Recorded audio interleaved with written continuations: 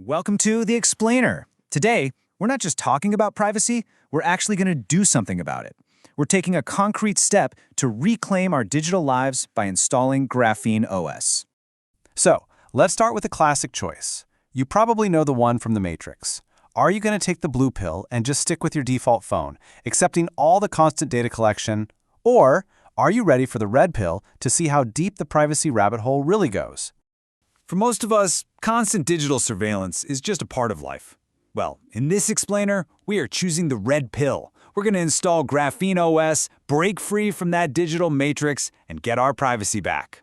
Let's get to it. All right, first things first. We got to get our ducks in a row. Before we can do the fun part, we need to prep both our phone and our computer so they're ready for the installation. First up, you need a compatible phone. GrapheneOS is made specifically for Google Pixel phones. You can always double-check their website for the most up-to-date list, but devices like the Pixel 6a or the 7 Pro are perfect for this. Now for a little trick. We need to unlock a secret developer menu on your Pixel. It sounds super technical, but trust me, it's easy.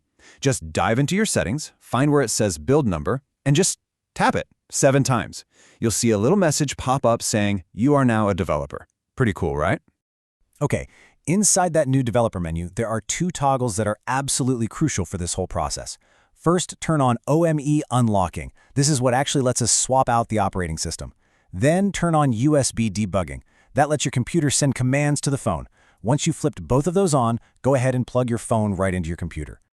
All right, the phone's ready. Let's hop over to the computer. We're using Windows 11 for this guide. And the main thing is to make sure we have the right driver installed. You can think of a driver as a translator, so the computer and the phone can speak the same language. So to get that driver, just search for Windows Update. From there, go into Optional Updates, and you should find something called the Android Composite ADB interface. Just install that, and your computer will be all set to go. Okay, now we're heading over to the GrapheneOS web installer. This is where the magic really starts to happen. Our first major step, unlocking the phone's bootloader. The bootloader is basically the digital gatekeeper that decides what software can run on your phone. We need to tell it to let us in. To do that, we have to get into something called fast boot mode. Think of it like a special backstage area for your phone. So press the power and volume up buttons at the same time, choose restart, and the second it starts to reboot, press and hold the volume down button. You'll know you're there when you see a screen with a bunch of device info on it. Now look back at the GrapheneOS website. Click that big Unlock Bootloader button. A little window will pop up asking you to pick your device. Once you do that, glance over at your phone, you'll see a confirmation message. Use the volume keys to choose the unlock option and just hit the power button to say yes.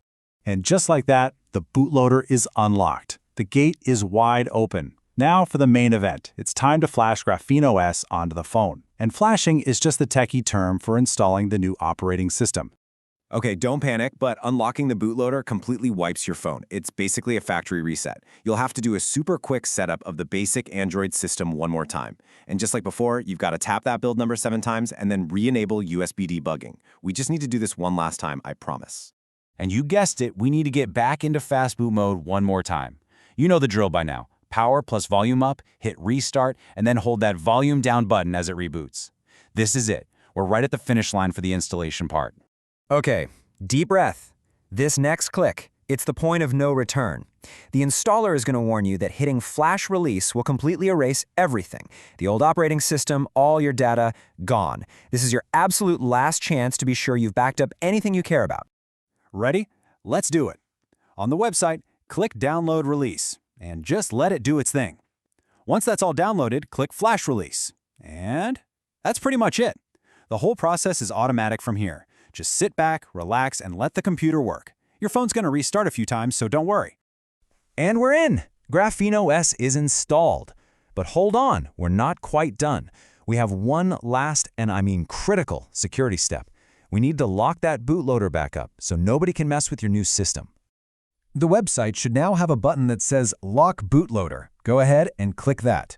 Then, just like before, confirm it on your phone using the volume and power buttons. This slams that digital gate shut, making your phone totally secure. All right, last little bit of setup. Go through the brand new GrapheneOS setup on your phone. Then, for the very last time, we're going to become a developer. But this time, When you go into the developer options, you're going to turn off OEM unlocking. This basically throws away the key, making sure no one can change the OS ever again. Now give it one last restart. And with that final reboot, you did it.